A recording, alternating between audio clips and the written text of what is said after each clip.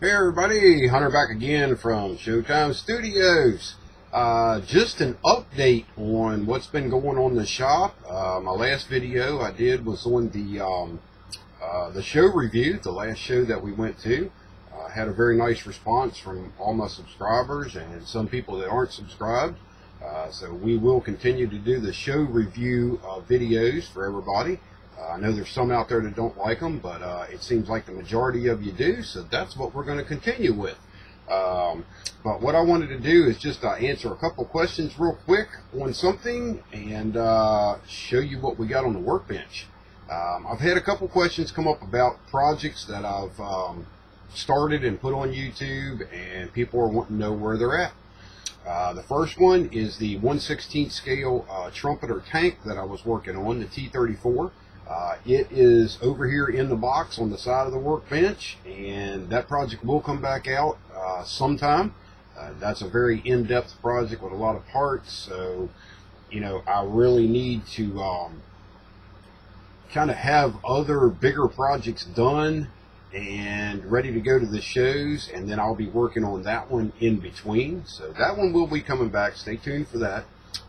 The next one I was asked about is the little Ford Speedwagon build. That actually is in the box right now, over top the workbench, and I wasn't real happy with the direction that one was going, so maybe when we get it back out we can look at it, figure out something from there, and maybe bring that one back. The next one in question was the Revell Bronco. That's actually over here in the corner on the side of the workbench, and that will come back out after we get some other things out of the way. I know a lot of people were really interested in that one. I'm going to make a couple changes to it that y'all haven't seen on video yet, and when we do the next update on that project, you'll see the changes. And what else did we have? The motorcycle build, the little 12th scale Revell motorcycle build. That will not be coming back out. I was not happy with the outcome of that model, so I decided just to can that one, so you won't see that one again.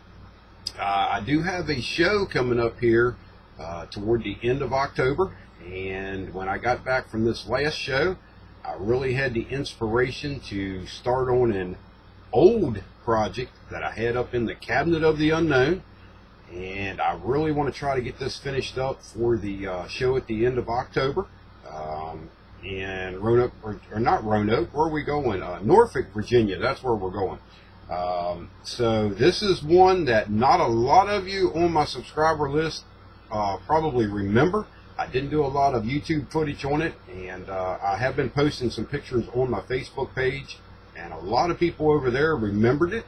So I'm going to go ahead and pull the camera down here, do the handheld thing, and show you what we're working with. And a lot of you will be surprised, especially to see this one come back out. And before we do that, one other one that I've been asked about multiple times is the 1/12 scale Pro Street Camaro that I'm doing. That project is a very in-depth project, a lot of one-off parts being created for it, not only out of either aluminum or resin or styrene. You know, a lot of stuff has to be made for that model. The day after I got back from the show, it was on Sunday. When I got back from this last show, I went ahead and finished the master on a certain part. Have that in silicone right now, so next time we do a pouring of resin, I'll go ahead and cast those parts. They'll be ready for the Camaro when we pick back up on that project. But that project will be back. That is going to be, like I say, a very in-depth project, a very big project, and a lot of time. Average, one of my big builds is around 300 hours. That Camaro, by the time that I'm done, I'm probably looking at closer to 400 hours in that car. So it's going to take a long time. But that wraps all that up. I'm going to do the handheld thing, bring the camera down here, and we'll zoom in on what is on the Showtime Studios workbench that we're going to try to finish up for the end of October. So bear with me just a minute. We'll get the camera reset, and we'll show you what's going on. Here we go.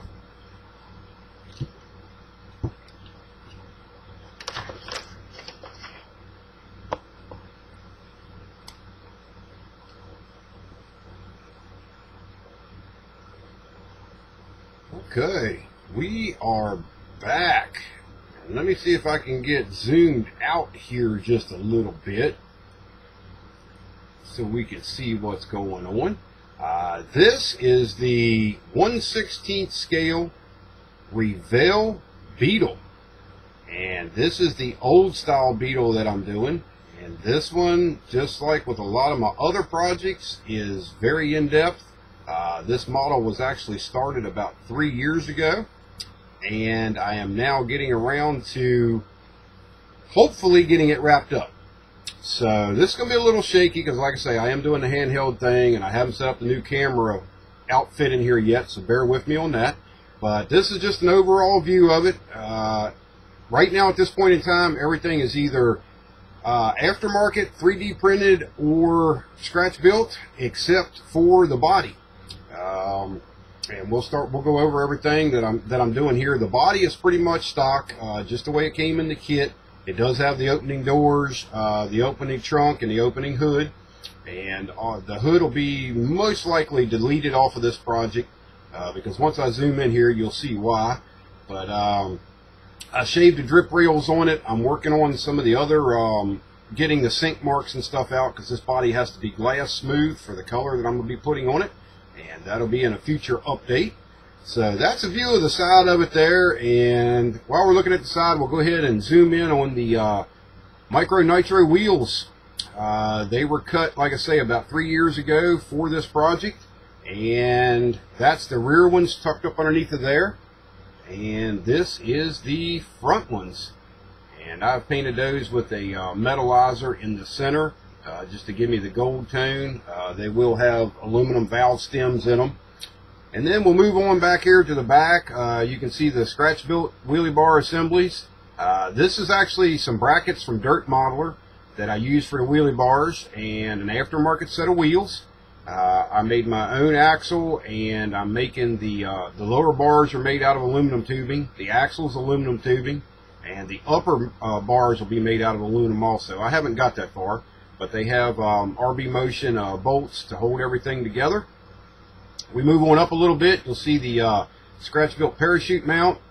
That's going to be complete with a quick pin, and also the chute cable will be attached to that little tab you see hanging underneath of the mount there. And the parachute is actually a resin piece from Ted's modeling that I did a little bit of modification to. Still a little bit more. I want to put the pin and everything in the parachute and the ring and all that kind of stuff. So that's something that's upcoming. And then so far we have an 8-point bar in this one. This will be converted to a full cage. You can see the drive shaft tunnel going together in there now. Next up is going to be the transmission tunnel. That is a resin Turbo 400 that I'm working with. Still have some more work to do to that. And if anybody was keen-eyed, you'll notice it is sitting on one of my jigs that I make to scratch build all my frame rails and suspension components and all that with all my center lines and everything marked. If you look back here in the back at the rear tire, you'll see the center line where it's marked CL. That's for the rear end center line. And then this is the front center line that I'm making all of my A-arms and all that stuff off of. And then we'll move on around to the front here to the business end.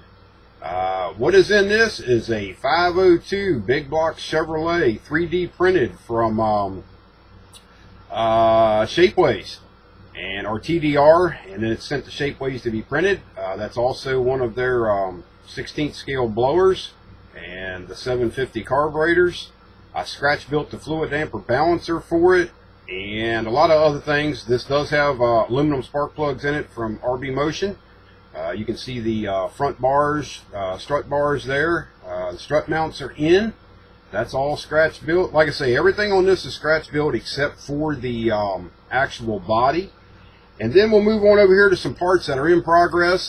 This is a rear end assembly that I'm fabricating. I put the back brace on it and the Dirt Modeler 4-link brackets. Above that, you'll see the front engine plate. This car also has a mid plate in it that I scratch built. You can't see it because it's tucked back against the firewall, but hopefully we'll get a picture of that as I do some updates. And then back there, the brown bottle, that's going to be the nitrous bottle. That's also a 3D printed part that I'm putting together now. It's got a little bit of putty on it.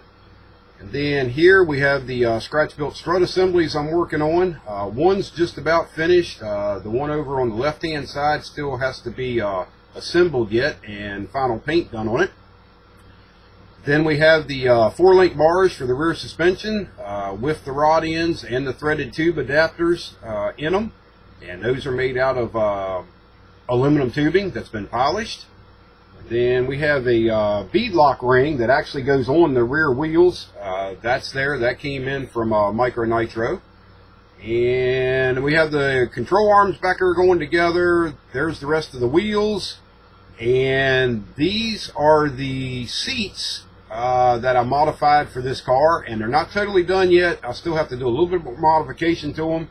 But these are resin cast. I started out with I think they come out of a 1/16 scale Firebird kit that a good friend of mine from the last show that I went to, actually the president of the club, sent me a pair of them, and I modified the kit seats and then poured those into silicone and made a resin copy of them.